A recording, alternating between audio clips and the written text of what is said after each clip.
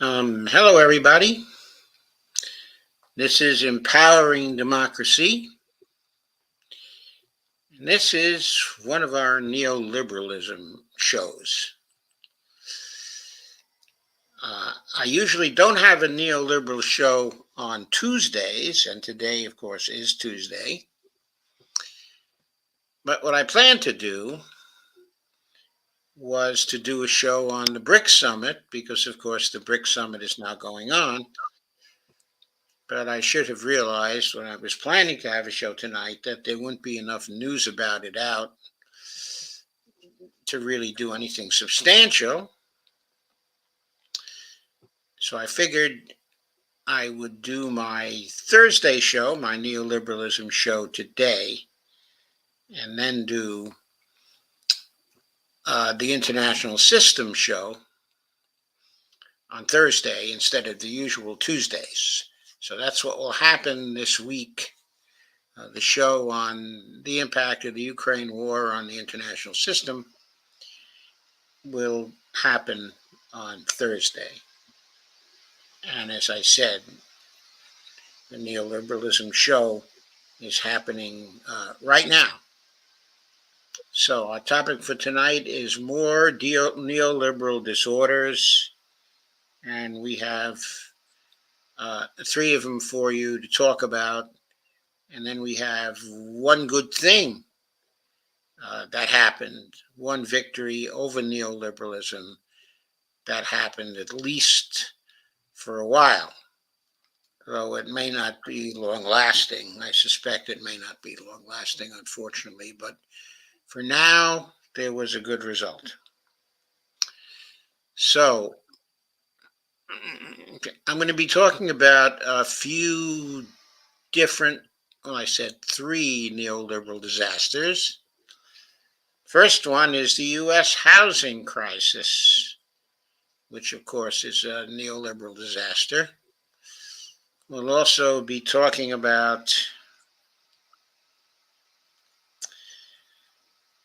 a certain climate scam. You may have heard of green hydrogen, the idea that hydrogen is green energy. But 180 plus climate groups are telling us that it's a climate scam. And they want Biden to drop his support for hydrogen as an alternative fuel, and we'll go into the reasons why. But that looks like another neoliberal disaster developing because Biden tends to embrace the neoliberal disasters himself.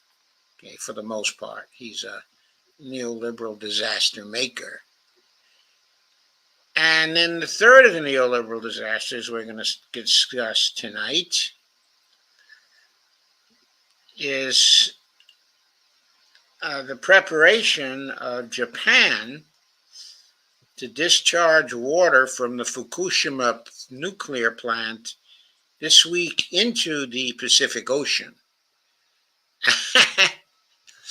So, shouldn't really laugh about that, but that is certainly another neoliberal disaster occurring. Then we'll talk about something hopeful, talk about a victory over neoliberalism, which occurred in Ecuador, of all places. And I will leave the details till later when we get to it. I did want to cover one hopeful thing today. So, Dee, what do you think about these four things I just named? It should be interesting, and especially when neoliberals promote something. That's why you've always got to put the light bulb up. But I know with the Fukushima, they've talked about, and we don't know because they say they've done enough with the water that it's supposed to be safe to put it out into the Pacific Ocean. And, it's just a scary thing. As much as they keep saying they've done all the things that are needed to be done, you're still worried. Yep, I agree with you. I agree with you. I'm highly, highly suspicious of it. Well, let's get to the first of the articles. And that one is the piece about the housing crisis. It was in Common Dreams.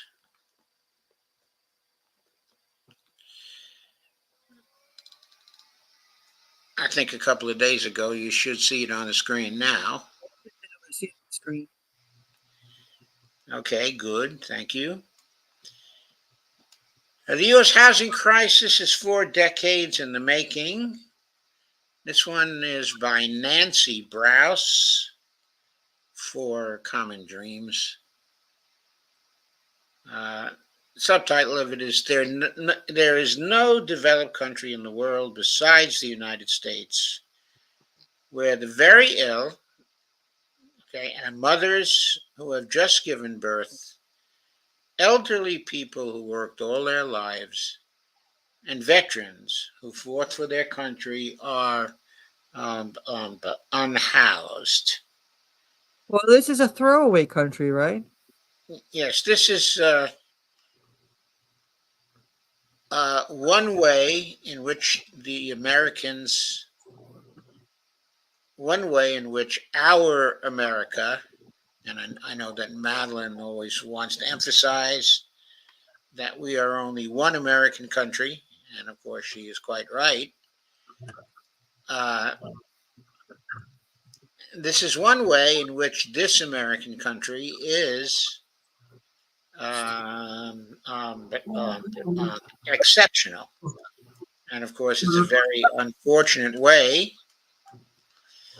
I just heard from an unhoused friend today, in fact, uh, who sent a note saying that she has COVID. And she is an unhoused person. And of course, she's doing everything she can to treat it in every way she can. She's had it for a day now. She hopes to get through it. But tonight, in her case, she's had her vaccines, and she credits them with getting through her first night with it, and she hopes that she can get through her second night. It's terrible, I think.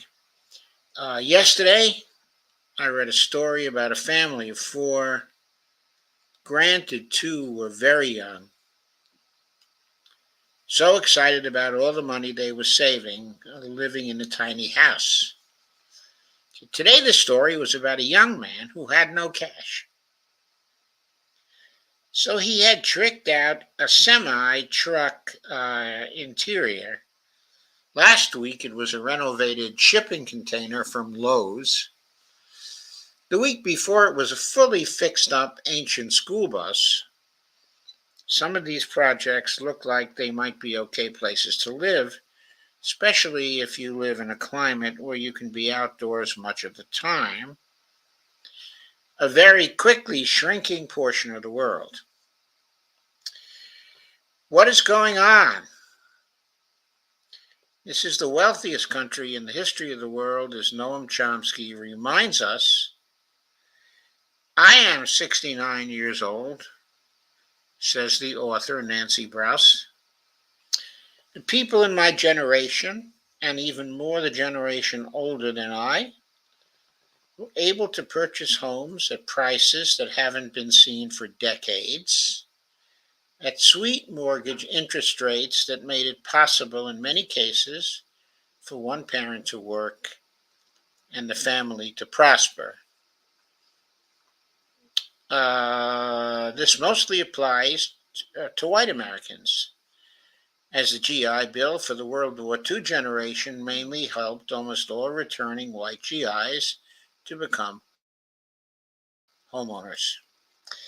When I was starting to look for my own housing, there were amazing deals on land and fixer-uppers, as well as reasonably priced uh, starter homes.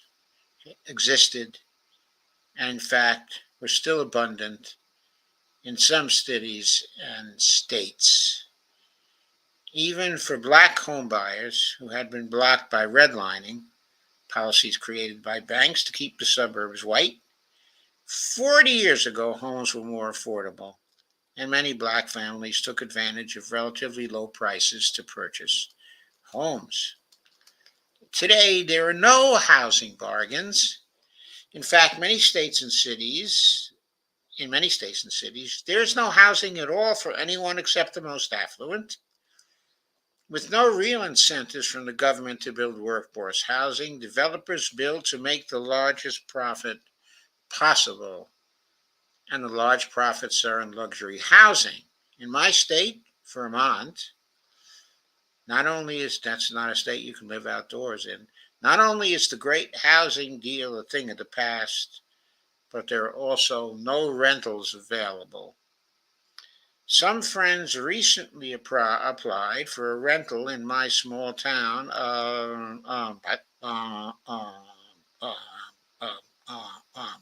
Brattleboro, and when the landlord told them he would rent to them, he informed them that he received 119 applications, and the place was on the market for about a week, okay, if that.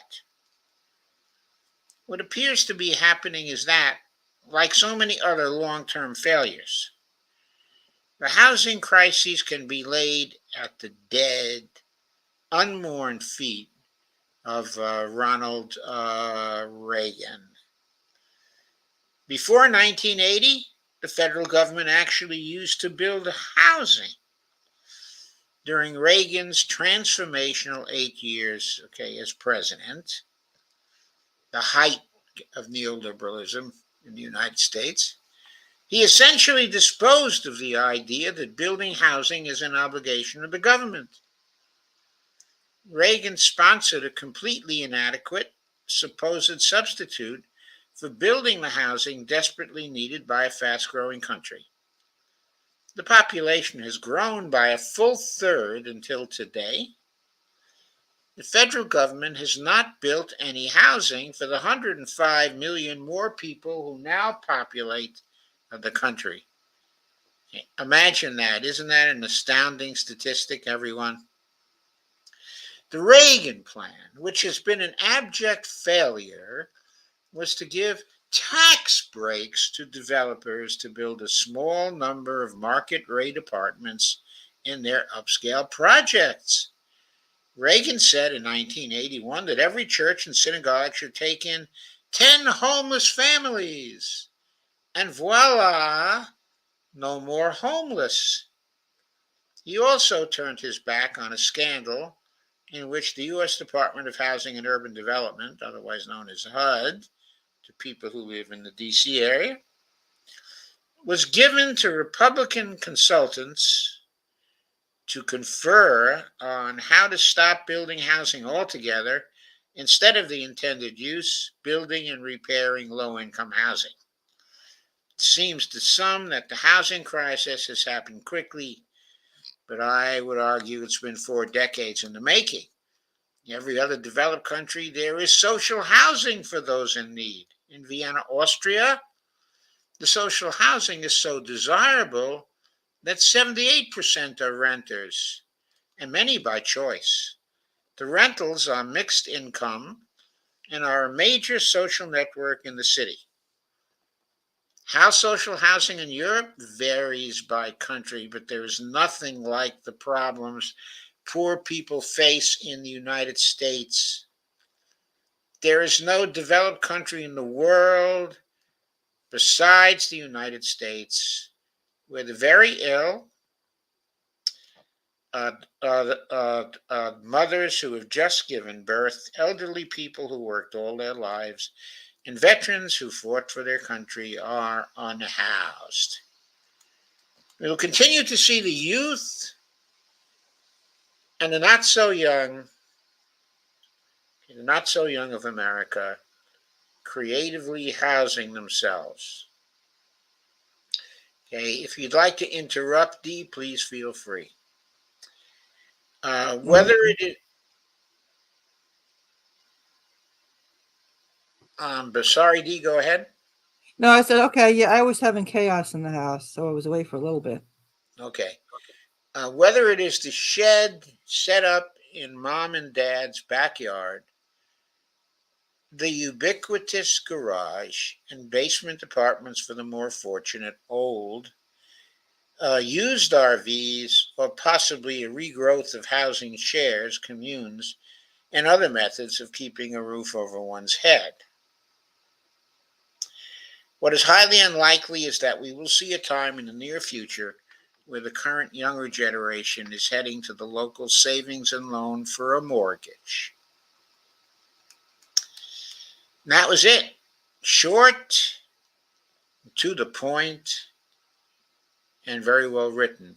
Okay, I thought. And laying the blame for the housing crisis at the feet of the people responsible, the neoliberal followers of Ronald Reagan. Mm-hmm. And it just continues on with the crookery, the whole neoliberal crookery. Yes, it continues on with the corporations buying up the homes. When homes become vacant, is it the Black Rocks? The Black Rocks of the world run in with cash. I always get it mixed up. Is it the Black Rocks or the Black Stones, D? BlackRock. So it is BlackRock. Yes. And the big money corporations who are rushing in to buy properties are driving up the market so families cannot get in. And this is happening all over the United States. And it's increased the asset prices, house asset prices, to unfathomable amounts in those parts of the United States where the economy is still reasonably dynamic. Uh,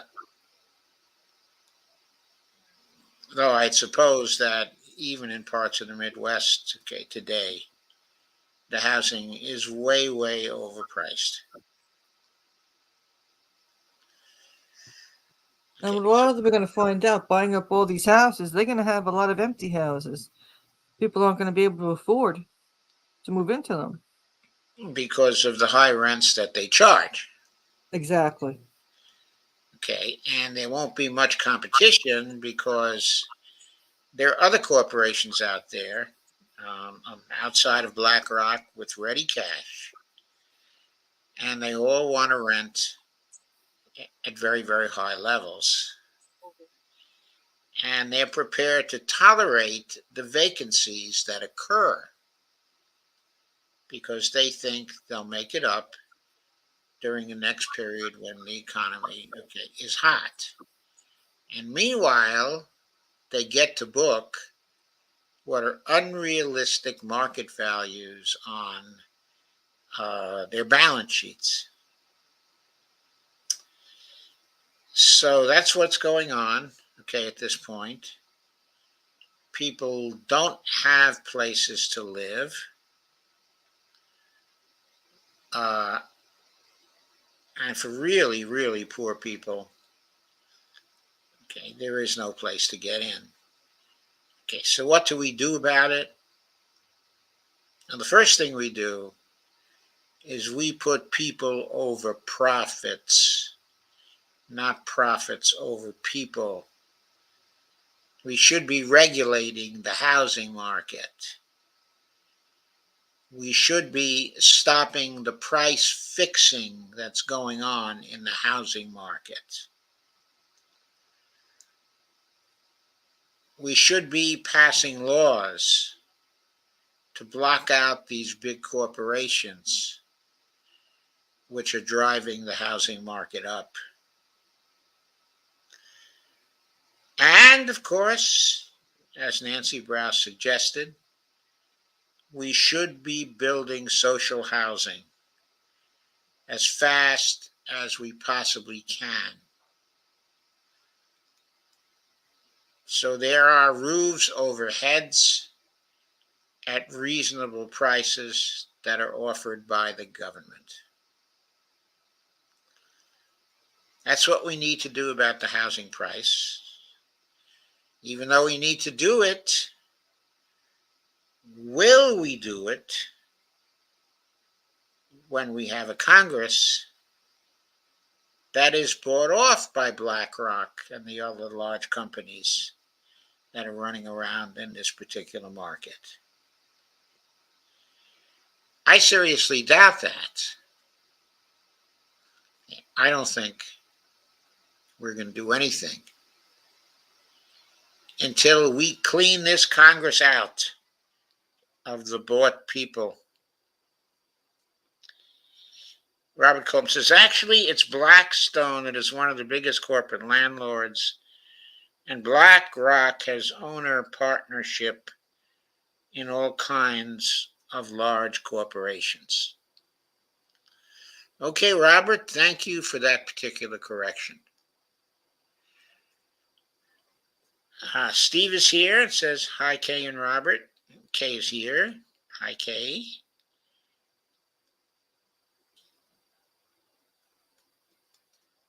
And there are a number of other people who are evidently unannounced.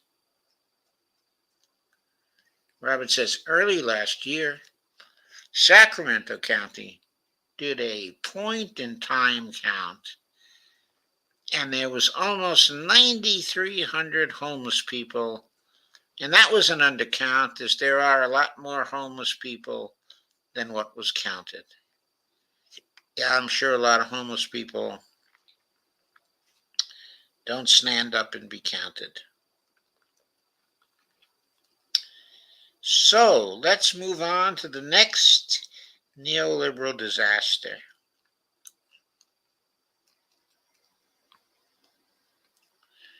From the period when the neoliberals took over the government,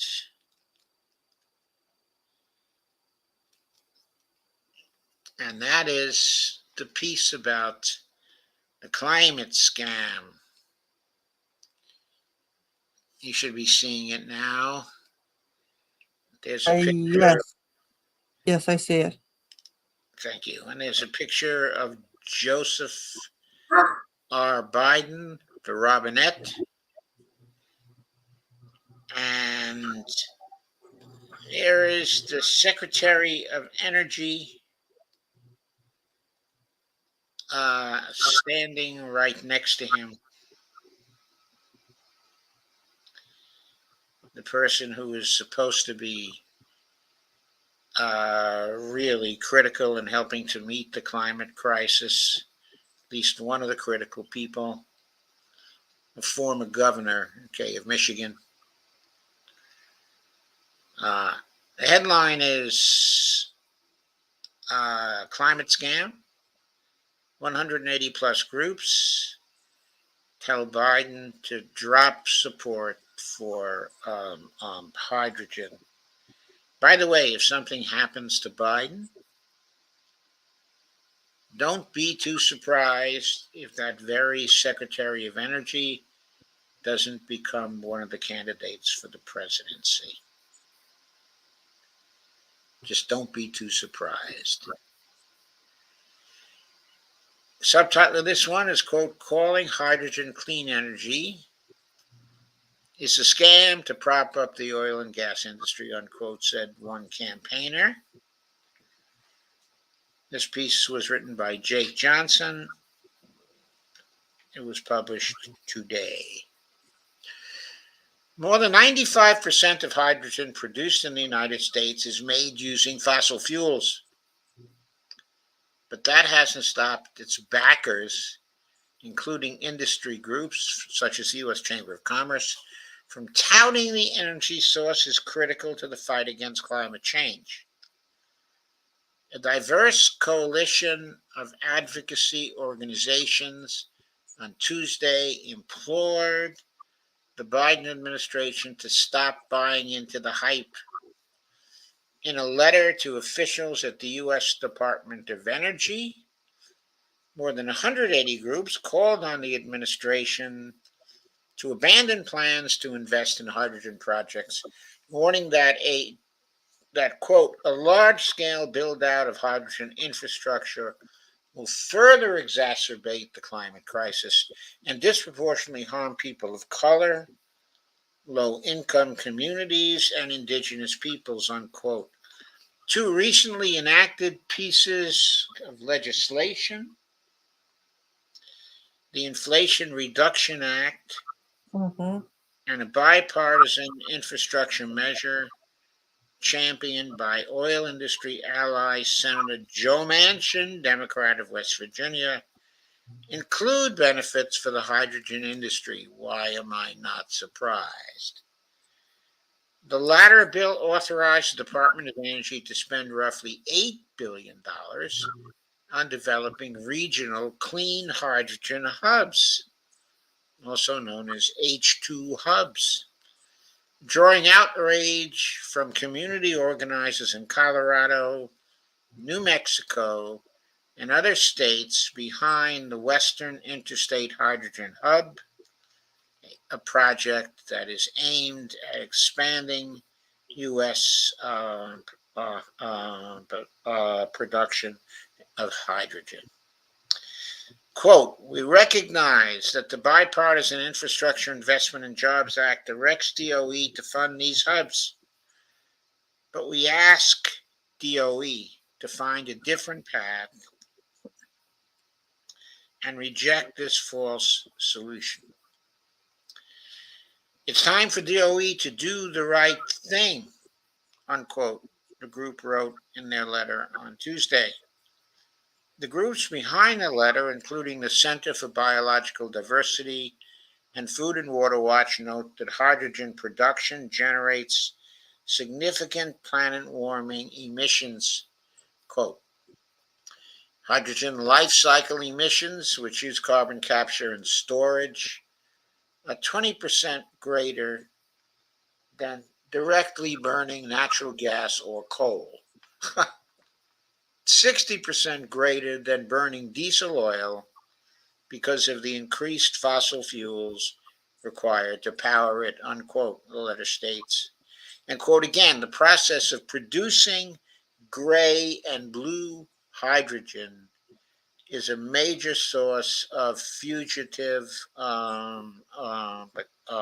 methane emissions from flaring, transportation, and other upstream processes, releasing even more potent greenhouse gases and exacerbating atmospheric warming over the next 2 decades, unquote.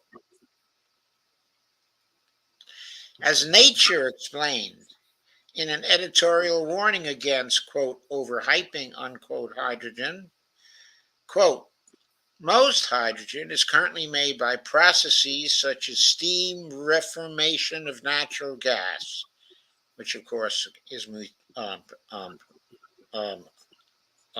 methane gas, that produce large amounts of CO2 as a byproduct.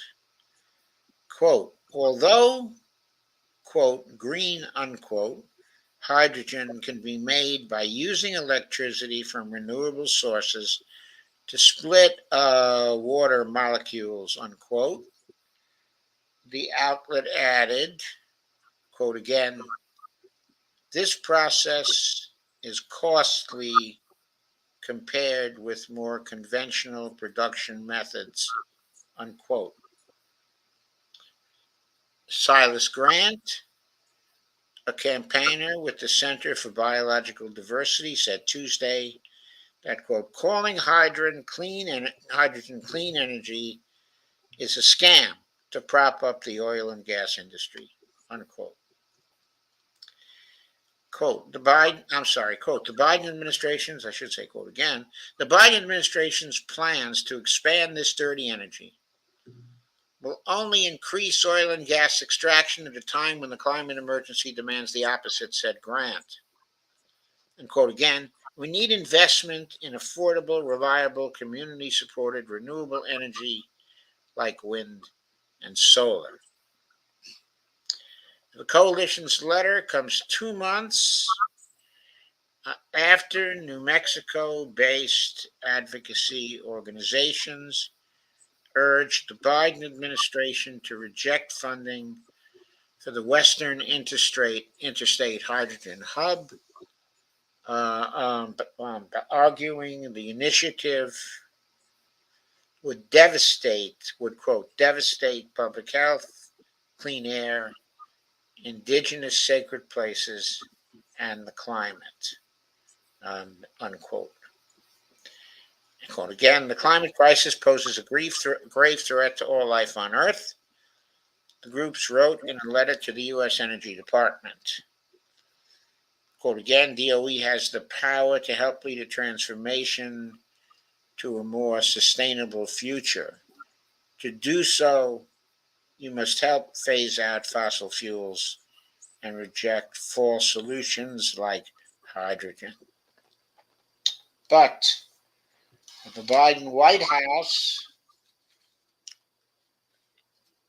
has yet to waver in its support for hydrogen, and claiming in a brief last month that, quote, clean hydrogen has the potential to play an important role in decarbonizing the U.S. economy, unquote. Jim Walsh, policy director at Food and Water Watch, countered Tuesday that investments in hydrogen are, quote, a distraction from real climate action that will cause more pollution, more strain on water resources, and more extraction of climate warming fossil fuels, unquote. Quote, President Biden can't claim to be a climate leader while his administration continues to embrace the hydrogen climate scam and other policies that continue to perpetrate fossil fuel production and infrastructure, Walsh added. And that's it. So green hydrogen, okay, it's a scam. It's a scam still embraced by Joe Biden, okay, and the Department of Energy. Okay, and it's a dirty shame. It is just a dirty shame. It is another neoliberal scam, I'm afraid.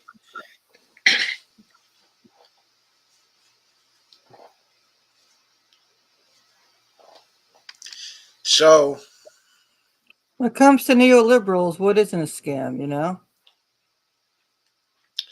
that's very true. But we still have to catalog the scams. Yes, we do. Okay, we know that Biden will always try to get the private sector involved, okay, in everything so that he can pay off his donors, Mm-hmm. the donors of the Democratic Party. And so he will always try to do things that contain a profit for those donors. And that's what I think is going on here, okay, as well. That's why the build out of hydrogen infrastructure, okay, is important to them. But thank you, honey. That's why they don't just stick to solar and wind, okay, and battery technology for storing the stuff, and hydropower, okay, and geothermal.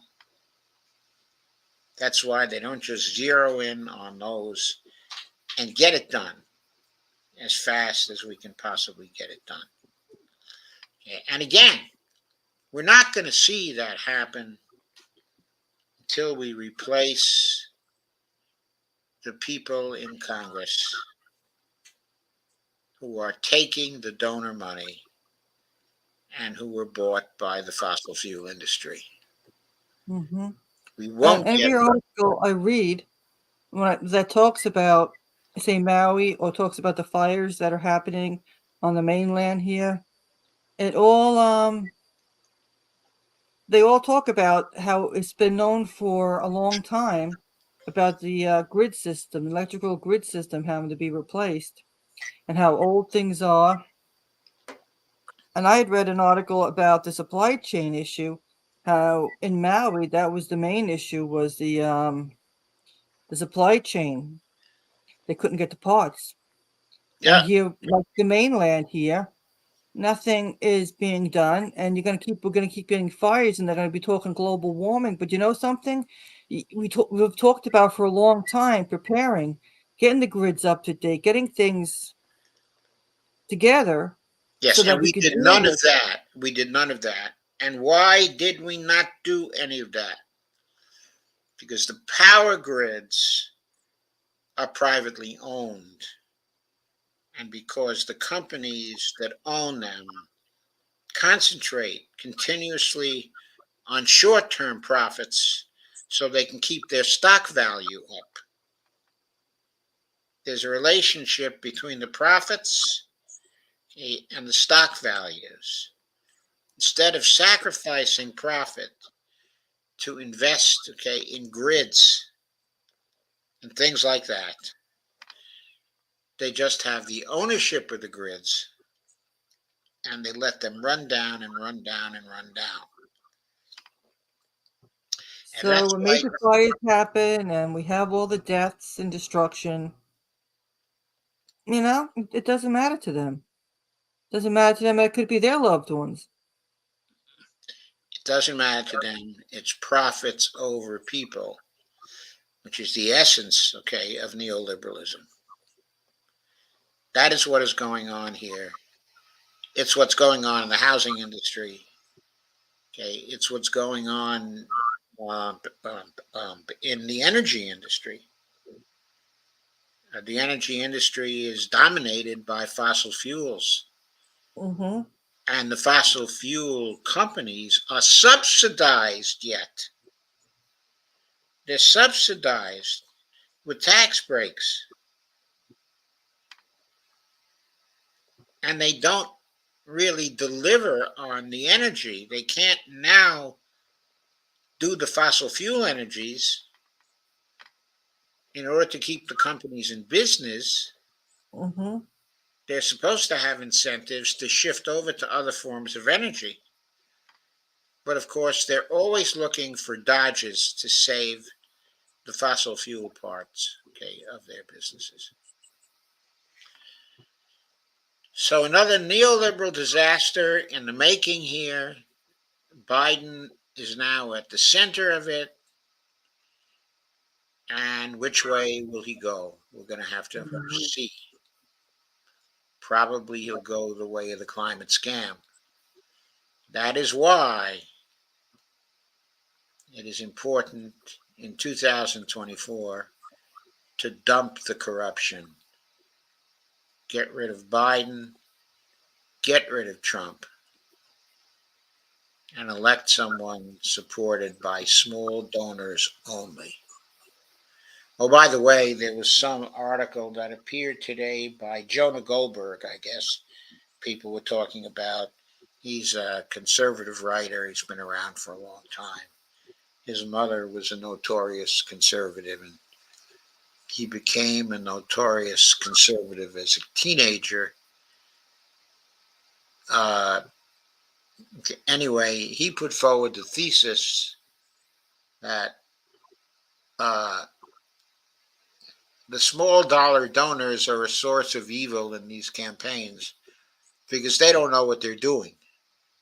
At least the big dollar donors know what they're doing. They're investing for a particular purpose. So he seemed to be suggesting we should cut off the small dollar donations and let only the big donor donations exist. Oh, lovely. Yeah, I'm not sure he was actually seriously suggesting that, but it kind of sounded like that.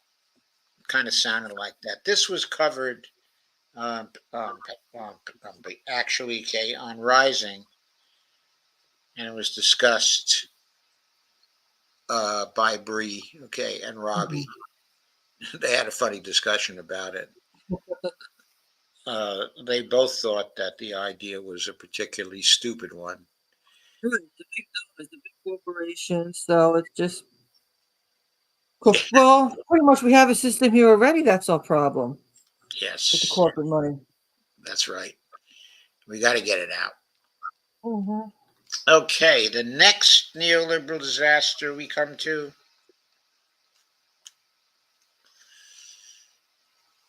maybe we should change the name of these shows.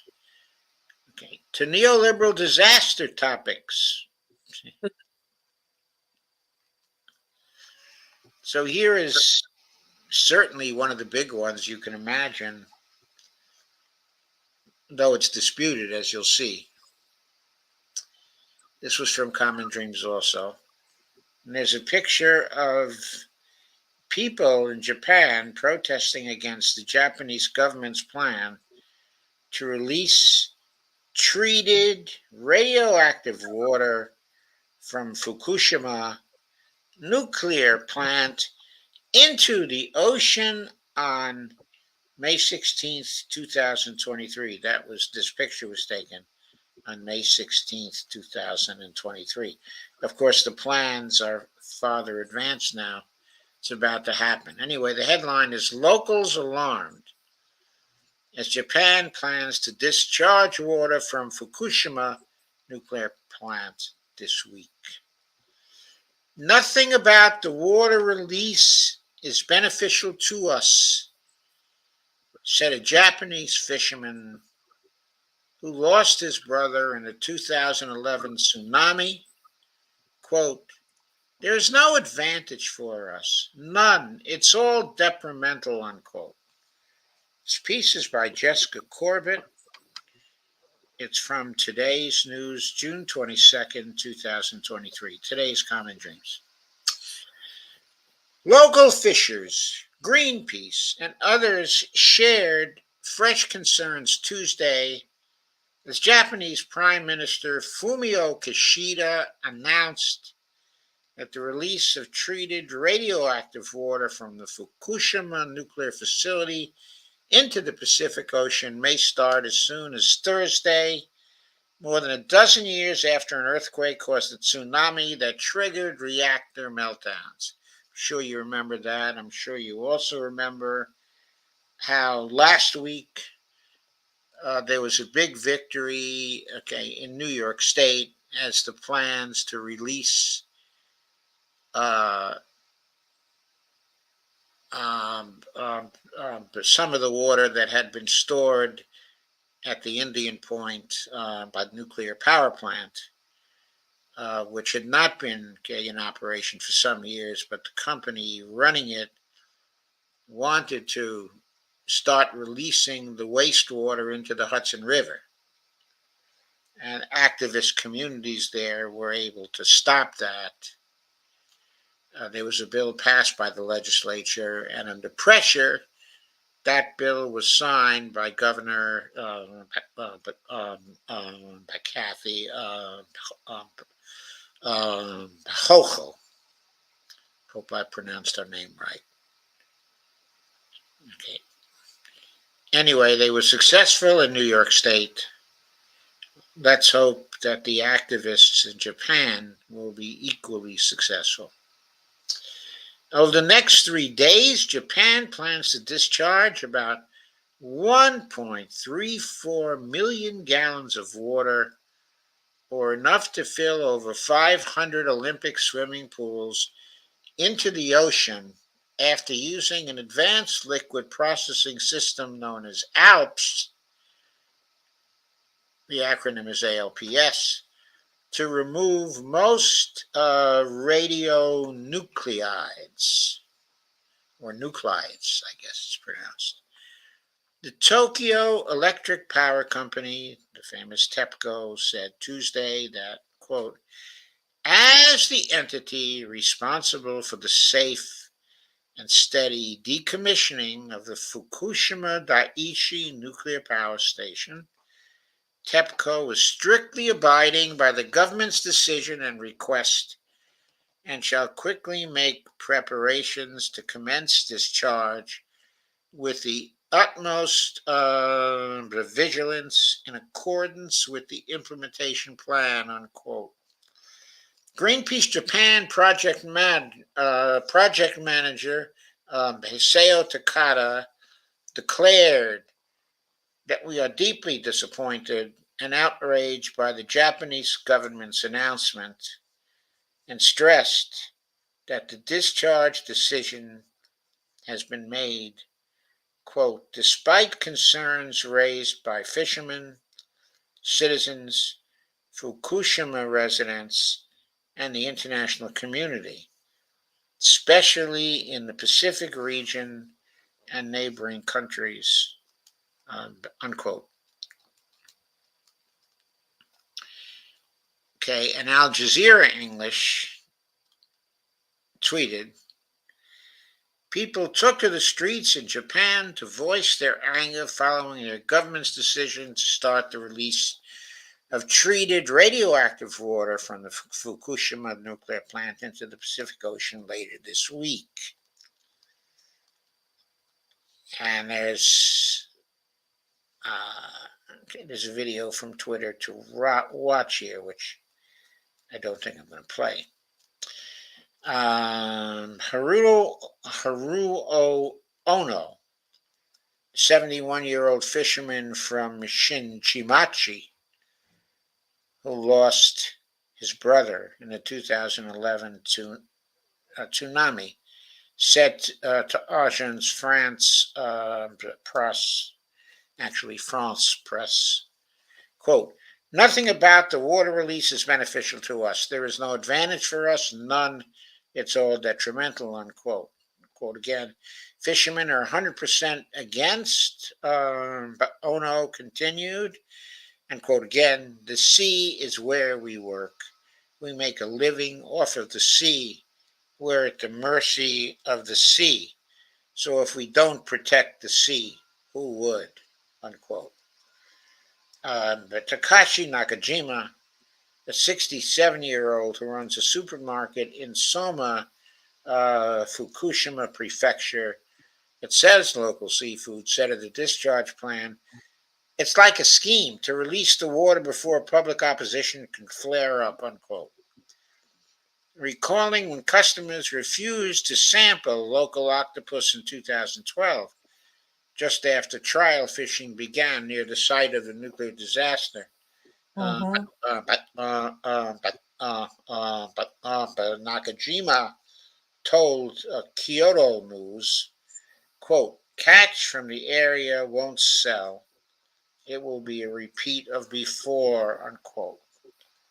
As the Japan Times reported, Tuesday's decision follows Kishida's meeting with the head of the National Federation of Fisheries Cooperative Associations, or Zendioren, at the Prime Minister's office on Monday in an attempt to gain the association's approval for the plan.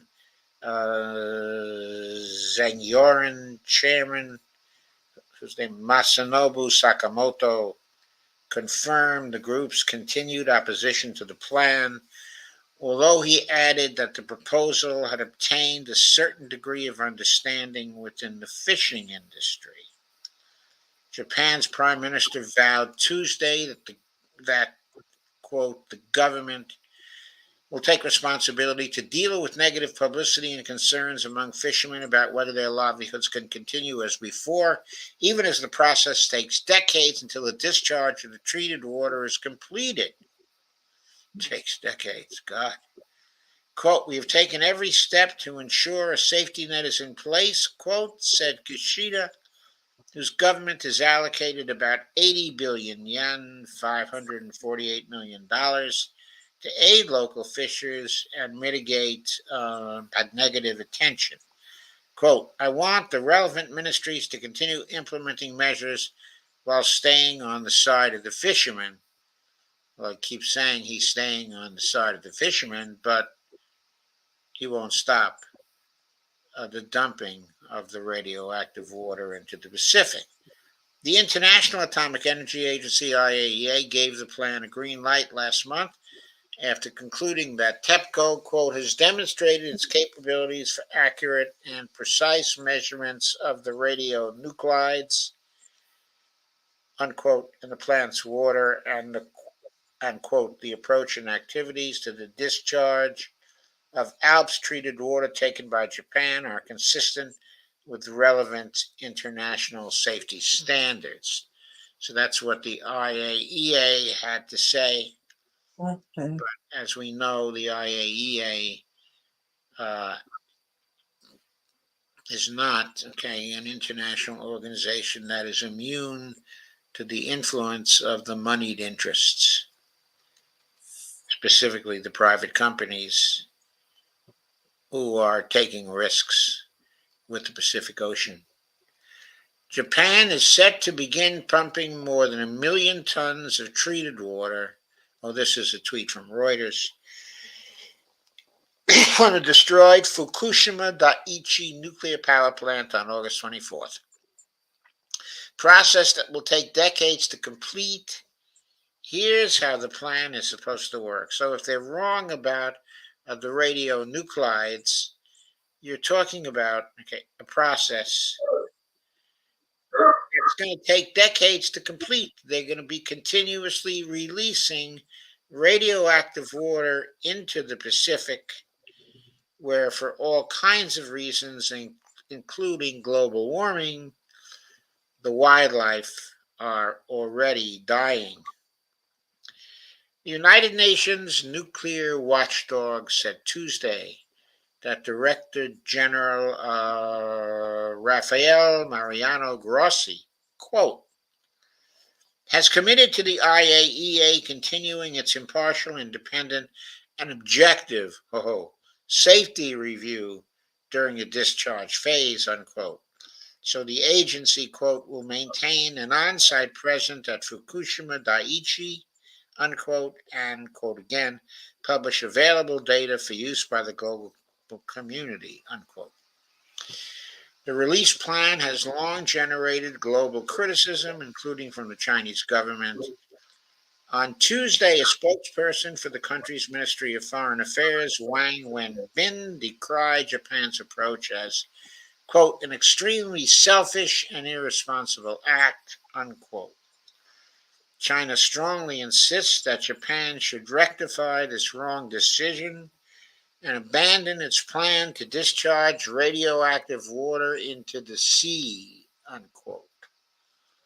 Okay, the diplomat added, quote, the Chinese side will take all necessary measures to protect, okay, the marine ecology, safeguard food safety and public health, unquote. According to the Associated Press, in Seoul, Park Koo-yeon, Koo-yeon, First Vice Minister of South Korea's Office for Government Policy Coordination, told the briefing that officials confirmed Japan would discharge the wastewater in line with its initial plan. It does not stick to the plan, Park said. South Korea will request Japan to immediately stop the discharge, which could threaten safety of South Koreans. Opposition, I think it probably affects the safety of North Koreans too. Opposition lawmakers and activists protested vehemently, demanding Japan immediately scrap the plan. Hong Kong and Macau announced that they are banning products from Fukushima and 9 other prefectures in response to Tokyo's announcement on Tuesday. We have to watch out that those products don't get here to the United States, because I think they kind of have a way of doing that. Quote, the myth is being perpetuated that discharges are necessary for decommissioning, but the Japanese government itself admits that there is sufficient water storage space in Fukushima Daiichi, unquote. Greenpeace East Asia's senior nuclear specialist, Sean Burney, noted Tuesday, quote, long-term storage would expose the current government decommissioning roadmap as flawed. But that is exactly what needs to happen. The Fukushima Daiichi nuclear station is still in crisis, posing unique and severe hazards, and there is no credible plan for its decommissioning, unquote. Quote, instead of engaging in an honest debate about this reality, the Japanese government has opted for a false solution, perhaps a neoliberal solution. Hmm. Decades of deliberate radioactive pollution of the marine environment during a time when the world's oceans are already facing immense stress and pressures, unquote, added Sean Burney. Quote again, this is an outrage that violates the human rights of the people and communities of Fukushima and other neighboring prefectures and the wider Asia Pacific region, unquote. This piece was written by Jessica Corbett, who's a senior editor and staff writer for Common Dreams. So, what say you, D? What say you to the radioactive water being released from Fukushima? Fukushima. Yeah, it should have been. I mean, over the period of a decade, can we pretty please release radioactive water into the Pacific gradually over a decade? To me,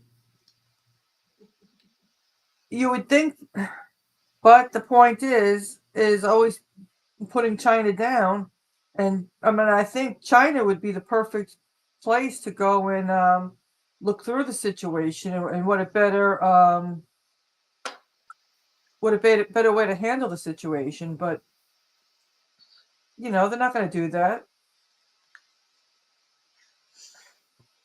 I don't trust the neoliberals, and Japan's just listening to what the USA is saying. I'm pretty sure the US plays a big part in this. I don't think you can trust the management at the plant. I don't trust the whole thing. Yeah, I don't trust the whole thing either. And the one country that we could say is the one thing with China is they always look for how things are going to benefit everybody and to make sure the people are safe. Yes, But no, and the they're not going thing to have about China look over it. the Japanese government is that they have a long history of acting to benefit the corporations that are involved in anything. And that's going on here too. When the Fukushima disaster first happened in 2000, uh, in 2011, after the tsunami hit, it took a long time for the Japanese government to really respond and to take things seriously and to force a plan on uh, the Fukushima Daiichi plant. I remember for weeks uh, there was news about this and news about how the response, okay, of TEPCO was inadequate. I don't think TEPCO can be trusted.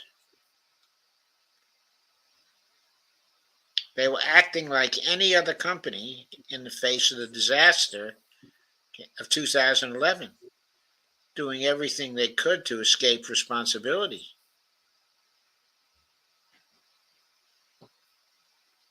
So, given their record at that time, I certainly do not trust them now.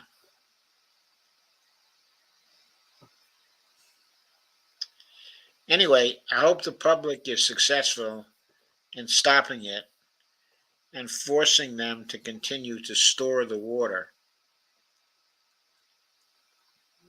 for a very long time to come and continue to process the water as well till we can be absolutely sure that the radioactivity is gone. So that was the third of the neoliberal disasters. Of course, we can't solve that through dumping the corruption here, But of course, we're not the only nation that should be dumping the corruption. We saw from the original Fukushima incident, there was a lot of corruption in Japan too. Mm-hmm. Wherever there's neoliberalism, you will find corruption. Yes, and where you find the corruption in most of the world, you will find voters. And the voters, in many cases, may be able to dump the corruption. Which brings me to the final article, specifically the article about a victory over neoliberalism. That was a Common Dreams piece too.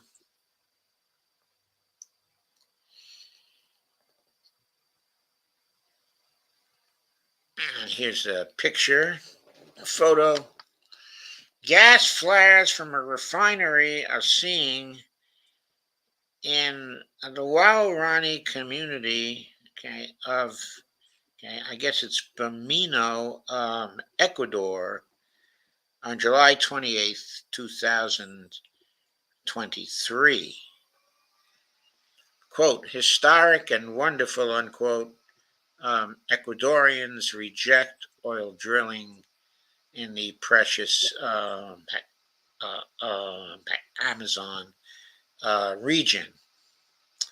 Quote, a remarkable example for other countries in democratizing climate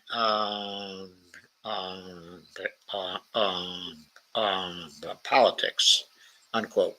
This one's by Jake Johnson, by Ecuadorians, August 21st, 2023.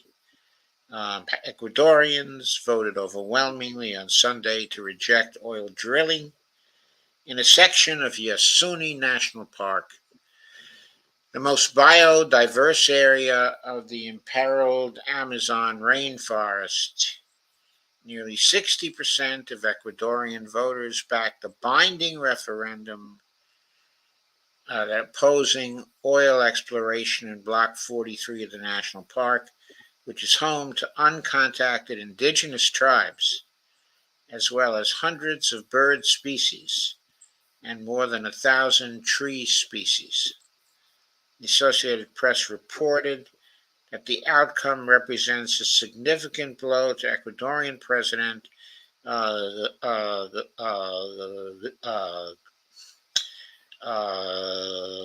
Guillermo Lasso. Sorry about the problem with that first name. Who advocated for oil drilling, asserting that its revenues are crucial to the country's economy. As a result of the vote, state oil company Petroecuador will be required to dismantle its operations in the coming months, unquote. Yasunidos, the civil society group behind the referendum, celebrated the vote as, quote, a historic victory for Ecuador and for the planet, unquote. Drilling operations in Block 43, which began in 2016, currently produce more than 55,000 barrels of oil per day. Most of Ecuador's oil is located under the Amazon rainforest, whose role as a critical carbon sink has been badly diminished in recent years due to deforestation and relentless corporate plunder.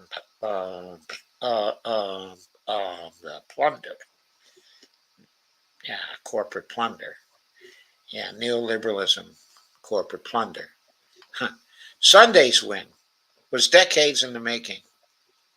As the New York Times reported ahead of the vote, the referendum is, quote, the culmination of a groundbreaking proposal suggested almost 2 decades ago when Rafael Correa, who was president of Ecuador at the time, tried to persuade wealthy nations to pay his country to keep the same oil field, in Yasuni untouched. He asked for $3.6 billion, or half of the estimated value of the oil reserves.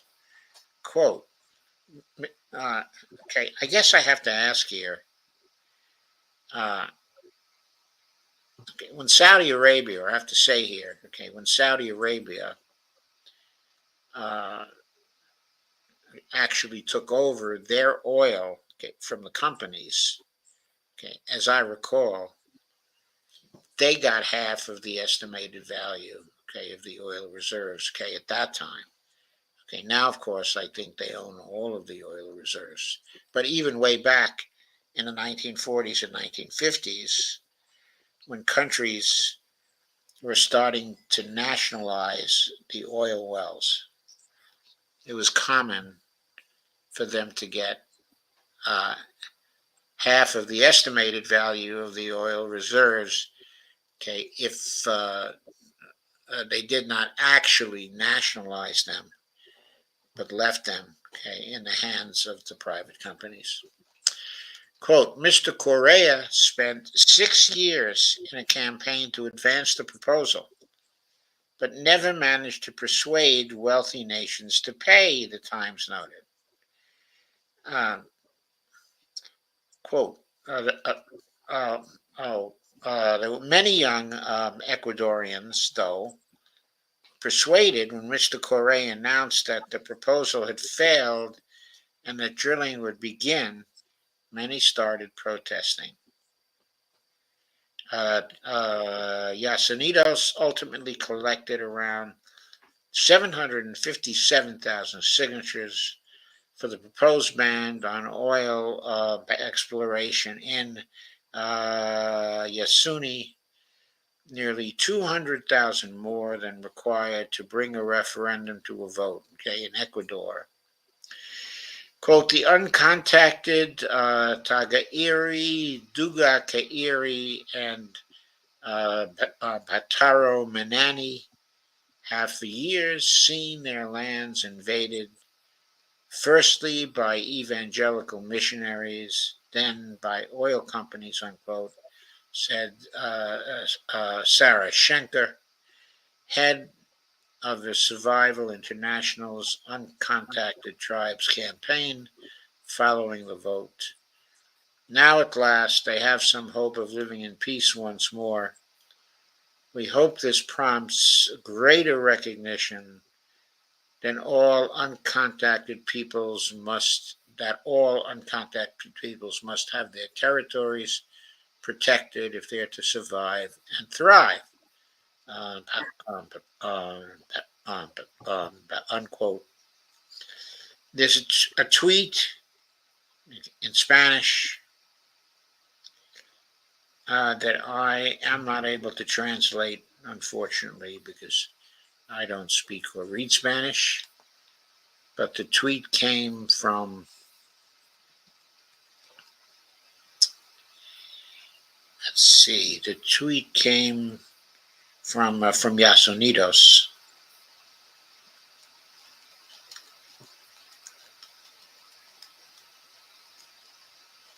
claiming a historic victory. It's clear that that's what it said. Sunday's vote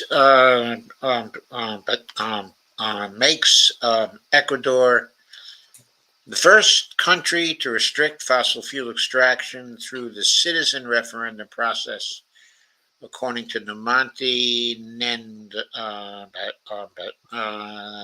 Nenquimo, a Waorani leader. I assume that's an indigenous tribe. Quote, Yasuni, an area of 1 million hectares, is one of the most biodiverse places on earth, unquote. Nanquimo wrote in a recent op-ed for The Guardian, quote, there are more tree species in a single hectare of Yasuni than across Canada and the United States combined.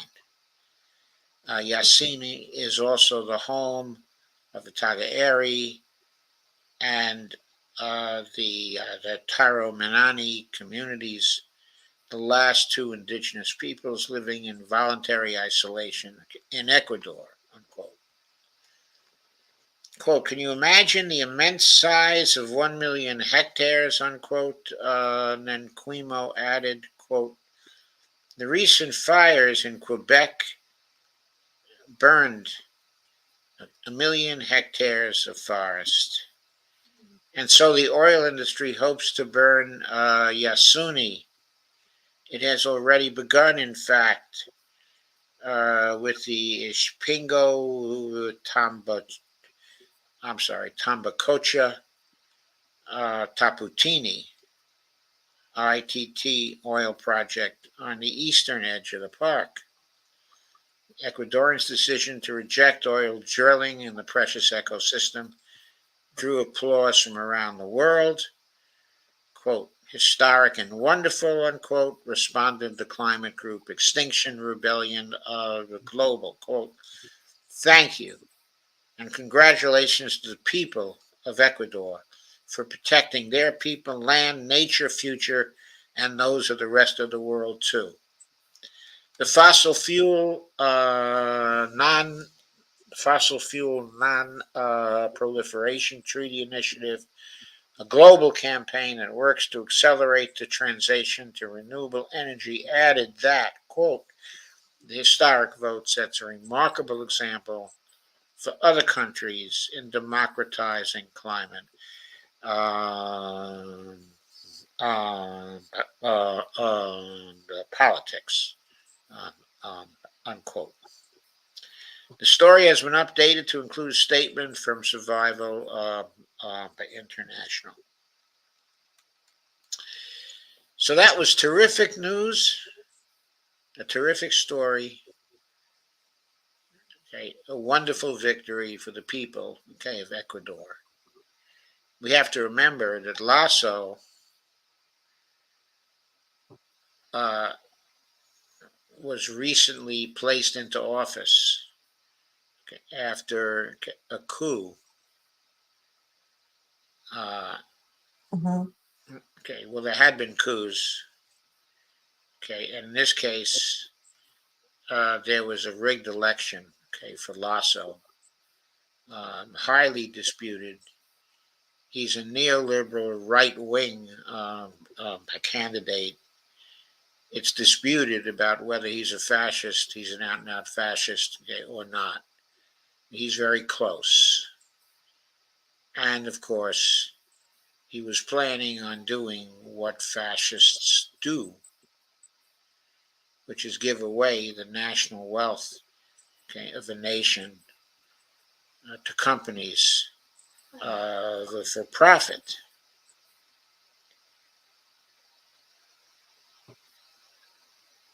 So it's very surprising that this particular referendum, okay, was won. Very encouraging, okay, that it was won. It's not a good sign for Lasso because there are still elections, okay, in Ecuador, okay, even though they're undermined, okay, in various ways. And this victory from the indigenous peoples could be, I hope it is, the beginning of the end for Lasso and his government. So, comments, D. Well, it's nice to see something positive amongst all the horrible neoliberalism. It's nice to see the neoliberals beaten in one place anyway, Yes, it is. right?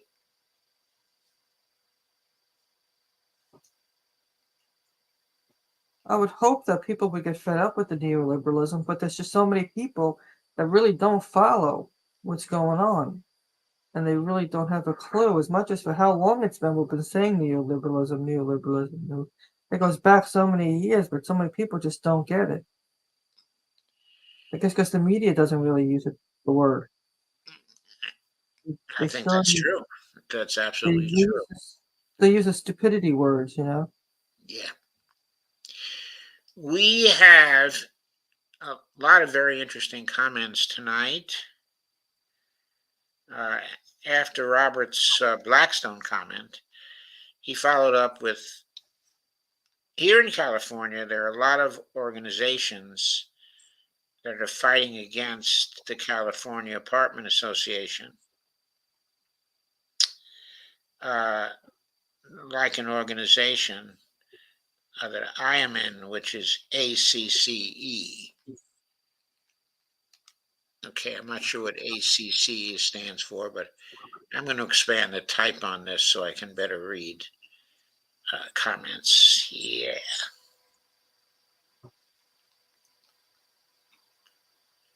Okay, let me lift this up to the top now. Yeah, here we go. Steve, how was Hurricane Hillary?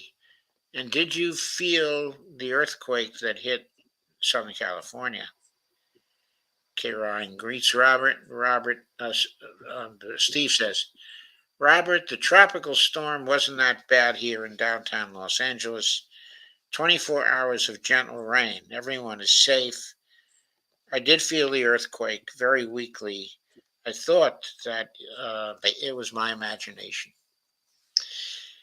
Yeah, my daughter Devora, who was in Burbank, also had a pretty easy time.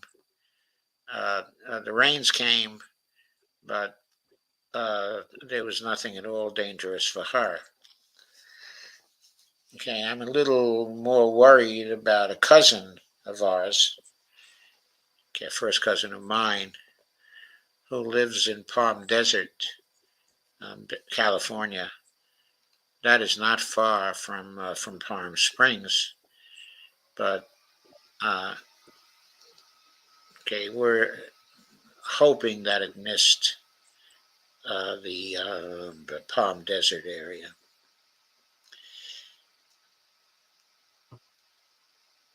Steve says, I thought the earthquake was my imagination, but a few minutes later they announced it. Steve says, overall, the press overhyped everything. I don't know if the press overhyped everything, Steve, because that particular tropical storm, of course, it ruined, a lot of the Palm Springs area. It was only chance that it took that particular route and wasn't closer to Los Angeles. That it went to the inland, okay, and not to the coast. The fire that destroyed the town of Paradise a few years ago was caused by neglect by PGE, which is a large utility company in Northern California. Yeah, they failed to maintain the grid, right? Steve says, I guess it was better to be prepared for the worst. Yeah, I think so. I think so. Steve, you got a little rain up here in Sacramento from a downgraded Hillary. Case is not good from Japan. Steve Wolfbrand says the real Hillary is much more dangerous. So laugh out loud. It's really no joke because the people running foreign policy in the United States today, specifically Jake Sullivan, Tony Blinken, and Victoria Nuland, they're all Hillary bots. Yes, they are. They all came out of her shop. And even though she is out of power, when Biden got in, her people came back into power. And they were the people who kept up the provocations, okay, on Russia, and who ultimately were responsible for the war, okay, in Ukraine, and who were Mm-hmm. ultimately responsible, of course, along with Joe Biden. Uh, okay, they're ultimately responsible for the nuclear war risk that we are now all subjected to for the first time in Mm-hmm. 40 years. Steve, I have to agree with you about Hillary Clinton as I never trusted her. Steve says, I know, oh, I missed reading the earlier one about Sukuru. Sukuru has been protesting the water release of Fukushima down in Los Angeles. Yes, I should have realized that Sukuru would be doing that. Steve says, I know him, Sukuru, yes. Robert, our deserts and eastern side of the mountains got the worst of it.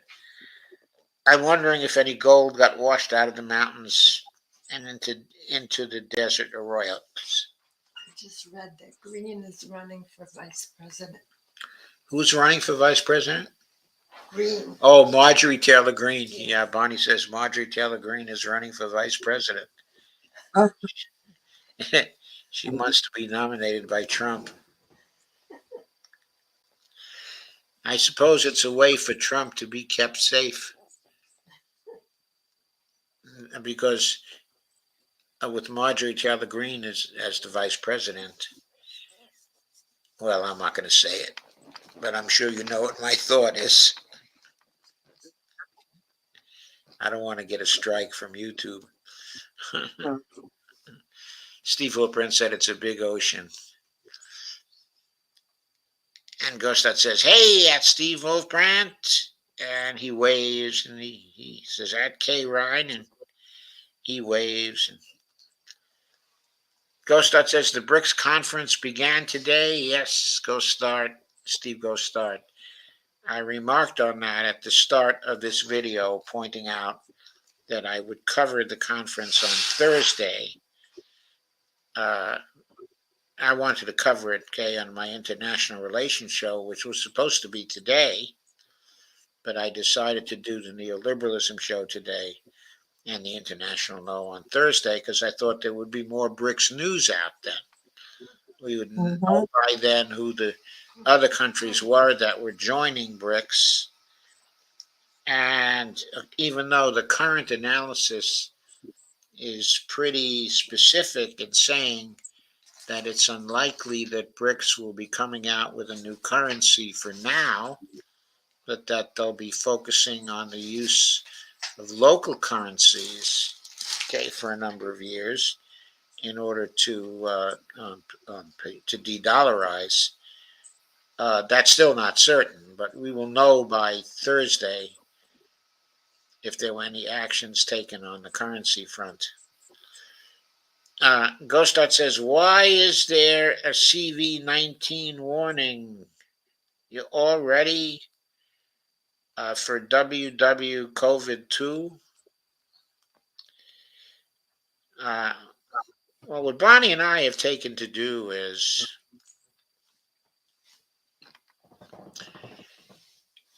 we're taking in seaweed every single day for the iodine. Okay, that was a recommendation from John Campbell. And we take John Campbell very seriously. We think he's totally honest and very, very careful. And by the way, we think the international record certainly suggests that there might be a great deal to the idea that if you do get COVID, it helps a lot to have some human doses of ivermectin, okay, on hand. Now, I'm not advising that. I can't give any medical advice. Okay, I'm not a doctor. Okay, I don't give any medical advice, and I am not giving it here, but I am just observing that somebody notable said something about this, and that there are a number of other people who say good things about it, and that the statistical record, okay, in Africa, in other words, the success in avoiding COVID and the relatively low fatality rates there suggests that something, okay, was different there. So there you have it. Steve Wolfbridge said, "I've flown over the Amazon. It's a strange place, creating its own weather. The rivers look like a bowl of spaghetti." Steve says, "Sabby had Dr. West on tonight. A very good interview. Of course, Sabby, I believe, is a supporter, okay, of Dr. West. I haven't really made a decision about who I will be supporting yet. What I'm supporting is dump the corruption. If that should put in Dr. West, okay, as the president, uh,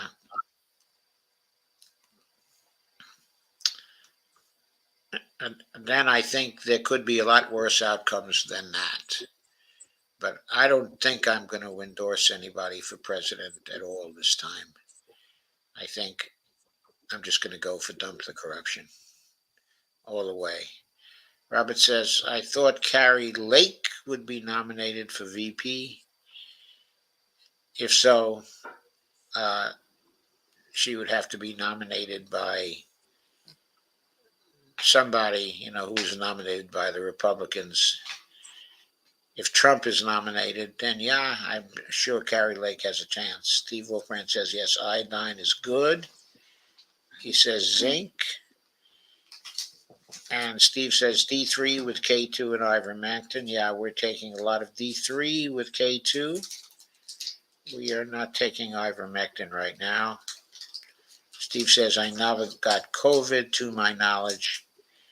As I think you know, Bonnie and I did get COVID, but it was a very mild case. And we attribute this in part,